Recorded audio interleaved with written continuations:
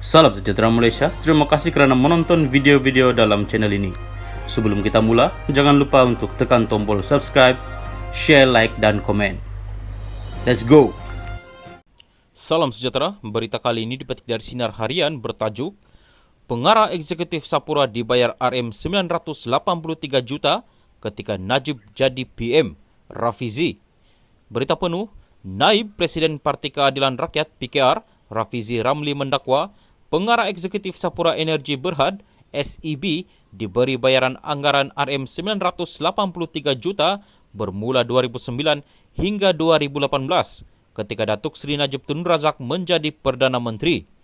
Menurut beliau, pembayaran tersebut adalah dalam bentuk gaji, upah sewa dan yuran harta intelek yang secara jelas tidak adil kepada Permodalan Nasional Berhad PNB dan Kumpulan Wang Amanah Persaraan KWAP. Bekas ahli Parlimen Pandan turut mempersoalkan mengapa Najib tidak bersuara untuk ribuan pekerja dan pihak berkepentingan Sapura ketika itu, sedangkan beliau kelihatan begitu lantang mengenai kebajikan mereka sekarang.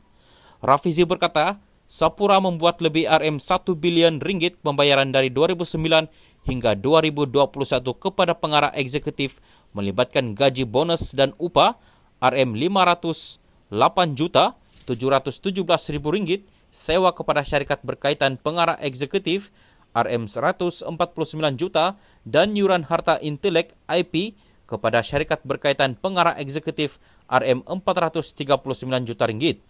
Dalam tempoh sama 2009 hingga 2021, Sapura membayar dividen sebanyak RM683 juta kepada pemegang-pemegang saham. Daripada jumlah itu, sekitar 35% dividen dibayar kepada pemegang saham majoriti yang diwakili pengarah eksekutif yang mengetuai Sapura. Oleh itu, anggaran bayaran keuntungan kepada pemegang saham majoriti yang diwakili pengarah eksekutif dalam bentuk gaji, sewa, yuran harta intelek dan dividen adalah sekitar RM1.33 bilion ringgit.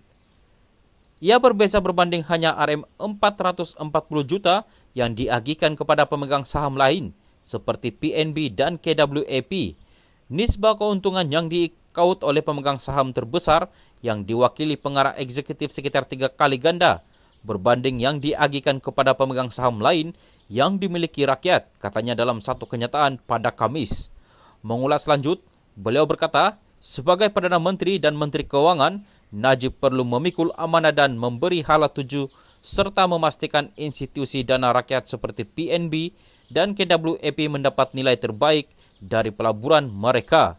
Semasa dia ada kuasa dan pengaruh untuk memastikan ribuan kaki tangan Sapura tidak terjejas periuk nasi mereka, untuk memastikan syarikat kecil yang menjadi vendor Sapura mendapat bayaran dan pelaburan rakyat mendapat pulangan yang sewajarnya, di mana suara Najib ketika itu soalnya. Sapura sebelum ini mengumumkan kerugian RM8.9 bilion tahun lepas dan ia merupakan kerugian terbesar bagi syarikat berkaitan kerajaan GLC. Najib dilaporkan berkata, kerajaan perlu segera membantu SEB menyelesaikan masalah aliran tunai demi memelihara kepentingan strategik negara. Dalam masa sama, Rafizi menegaskan bahawa sebarang permasalahan kewangan mana-mana syarikat korporat tidak boleh melibatkan wang rakyat, kerana ia bakal mewujudkan budaya urus takbir yang lemah. Sekiranya syarikat-syarikat swasta ada talian hayat dengan diselamatkan oleh wang rakyat, setiap kali mereka berdepan dengan masalah kewangan, tidak ada insentif dan pertanggungjawaban untuk syarikat-syarikat swasta menguruskan perniagaan mereka dengan cermat, bijak dan berdaya saing. Najib telah mengambil kesempatan untuk kelihatan seperti hero kepada rakyat untuk menyelamatkan diri apabila dia sudah pun dijatuhkan hukuman penjara, katanya.